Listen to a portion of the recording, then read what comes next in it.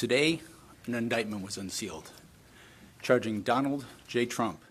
Another criminal indictment for Donald Trump, and the most serious allegations yet against the former president and current frontrunner for the Republican nomination. This one alleging that he conspired to overturn the 2020 election and disrupt the peaceful transition of power through a series of events that culminated on January 6th.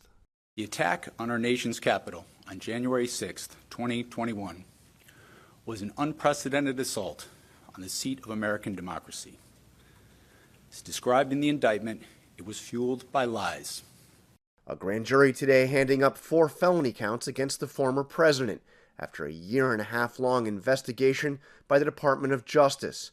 6 other unnamed co-conspirators also in the indictment. This is the most serious case against Donald Trump thus far.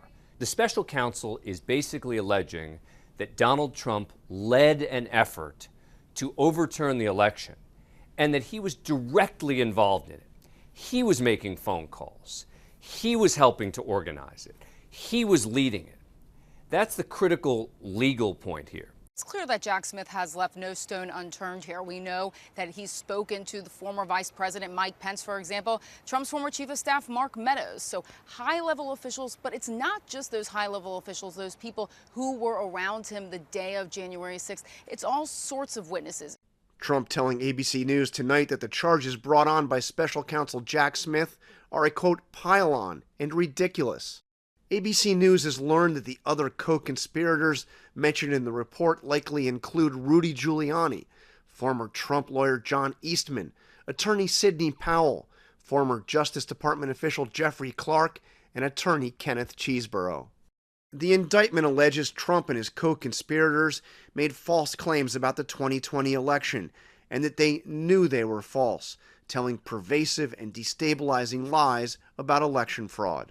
Smith lays out multiple examples and people who were specifically telling the former president that he could not overturn the election, that he lost, that in fact he would have to leave office. People who Smith says that Trump viewed as people that he relied on for counsel and for advice, and in this case, he just ignored.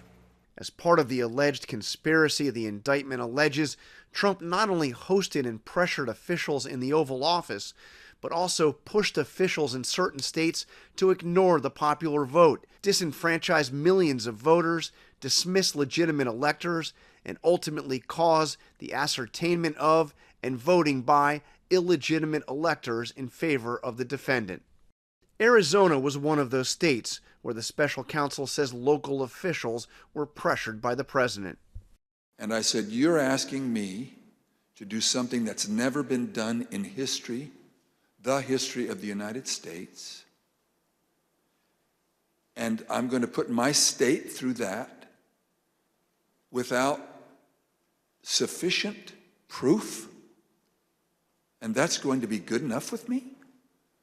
That I would put us through that, my state, that I swore to uphold both in Constitution and in law?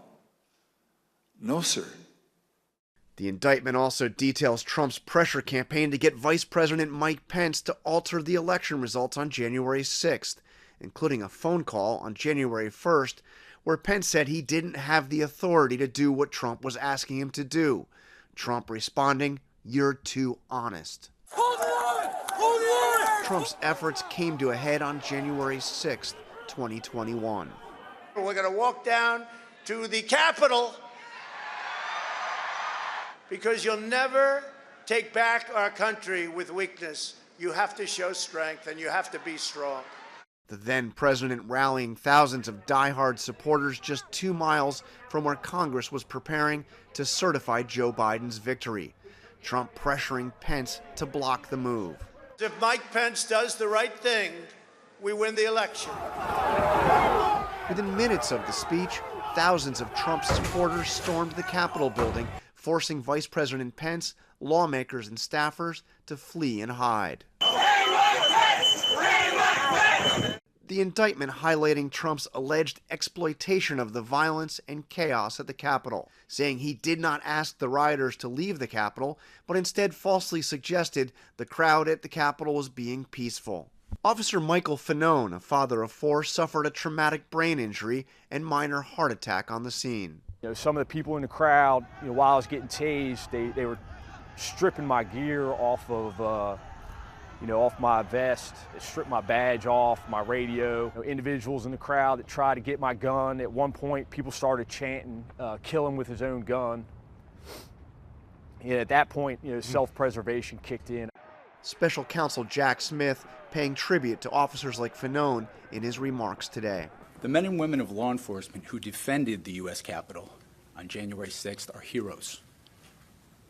They are patriots and they are the very best of us. They put their lives on the line to defend who we are as a country and as a people. The Justice Department has already charged more than 1,000 of those January 6th rioters. Donald Trump is the first former president ever to be criminally charged, indicted now 3 times over the past 5 months. And he's facing another potential indictment in Georgia for allegedly trying to overturn the election results there. Although it doesn't seem to have had any impact on his popularity, at least among Republicans. He leads the Republican primary field with 54% of the vote, 37 points ahead of Ron DeSantis, his closest challenger in the latest polls. Well, so far, these indictments don't seem to be hurting him. We've seen this on the fundraising front, where he's doubled his fundraising numbers from Q1 to Q2. But we're also seeing this in the polls, where he is so far out ahead. Although about half of all voters say the former president has committed serious federal crimes. I expect Donald Trump's defense will be he believed it. He believed the election had been stolen. And the question's going to be, was that remotely reasonable? And that's going to be for a jury to decide. All these cases have a hefty price tag. So his super PAC has essentially been fronting the bill for a lot of these lawyers who they have hired. This is just in the first half of the year. They've spent nearly $20 million on legal fees so far. Now, whether they can afford it, whether the PAC has the money to do that is still to be determined. But a lot of these donations from people who support Trump are going directly to his legal bills. For his part, Trump has claimed he is innocent of all charges he now faces. These are ridiculous indictments, and all they're doing is hoping for massive election interference. That's all they want to do. They want to damage the leading candidate, by the way, leading by far, I have to say. He is scheduled to appear in court on Thursday. If he was convicted by a jury in Washington, D.C., with this judge presiding, you would be very nervous to be Donald Trump, because there could be a real possibility of many years in prison. Our thanks to John. And for more, I want to bring in ABC News executive editorial producer John Santucci, who was covering Trump for years. And John, you had the phone conversations today. You actually spoke to the president, former president, on the phone not long after these indictments were made public. What did he say? Byron, just minutes after, he called news of now another indictment pile on by special counsel Jack Smith. And, I said to him at one point, Mr. President, how do you look at all of these charges, the totality of them between Manhattan, the 2 now from special counsel Jack Smith, and potentially another one coming in Fulton County, Georgia? He said to me, it's all ridiculous. Said the charges are election interference. And Byron, what's fascinating to me is that he maintains that not only is he going to fight, he's going to win. And win not just these cases in Donald Trump's mind, but also the 2024 election. Now, you know him as well as anyone who I know. You heard his words. Yeah. What do you think is going on inside, though? Where do you think his heart is? And also, where is his inner circle? I've spoken to many people that have been around former President Trump for the last couple of weeks, and especially after news of the Target letter. So let's go back 2 weeks ago when he first learned that the special counsel was looking to charge him on January 6th. Stupefied was a word that many people used with me. He could not believe that this was happening because his attorneys and others had been saying to him, Byron, that, we know documents, charges are coming. We know the Manhattan DA is coming. We know that the grand jury down in Fulton County, Georgia, produced a report. They're coming. January 6th wasn't on their list. They didn't expect it. So that has just weighed on Donald Trump, wondering if he has the best people advising him. I will say that talking to people in real time today that read that indictment along with you and I, they all said Donald Trump did this to himself. And the indictment reads that way, Byron. A lot of it is Donald Trump's own words. And final question, we'll get you out of this. So he's due in court on Thursday. Yeah. What should we expect to see that day? What do you think will be his mind as he walks into court yet again? I mean, you just said it, yet again. We don't really have to wonder at this point. We have now seen Donald Trump enter a courthouse twice. I guess third time is a charm. No cameras in court. So that image that we saw out of the Manhattan case when the DA first charged Donald Trump earlier this year, that's the guy. And we know from our team that was down in court in Miami with him, our own Olivia Rubin said that he was reserved, he was quiet, didn't look around in that courtroom. That is the Donald Trump that we're going to see on Thursday, Byron. John Santucci, always a pleasure to have you on Nightline, and I'm sure this conversation will continue. Thank you, Byron.